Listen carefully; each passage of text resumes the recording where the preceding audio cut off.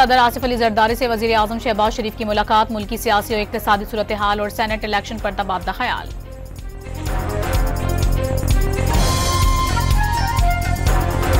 अली अमीन गंडापुर के 90 रोजा अल्टीमेटम से कंफ्यूजन पैदा हुई। रहनुमा पीटीआई अली जफर की डॉन न्यूज के प्रोग्राम दूसरा रुख में एतराफ, वाज़ेह कर दिया बानी पीटीआई के बेटे तहरीक चलाने नहीं, वालिद से मिलने के लिए आ रहे हैं।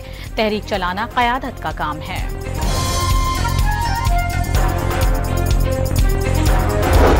खैबर पख्तूनख्वा के इलेक्शन कमिश्नर की स्पीकर से मुलाकात, बाबर सलीम ने सेनेट इलेक्शन के लिए मुनसिफाना माहौल फराहम करने की यकीन दहानी करा दी।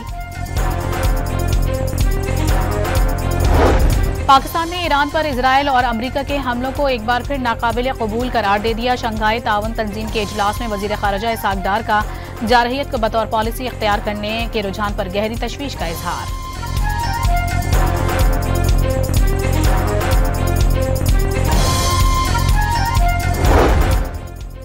लाहौर और रावलपिंडी समेत मुख्तलिफ शहरों में बारिशें, बहावलनगर में छतें और दीवारें गिरने से 3 अफराद जान से गए। ओकाड़ा में 2 बच्चे मछली फार्म के तालाब में नहाते हुए डूब गए, एक की लाश निकाल ली गई।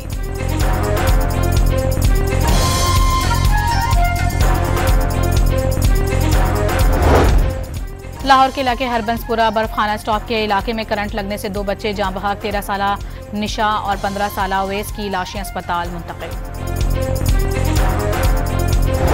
और Olympic gold medalist Arshad Nadeem का इंग्लैंड में इलाज शुरू हो गया। सर्जरी के बाद रिहैब मुकम्मल करेंगे। डॉक्टर्स के मुताबिक मैदान में दोबारा उतरने के लिए वक्त दरकार होगा।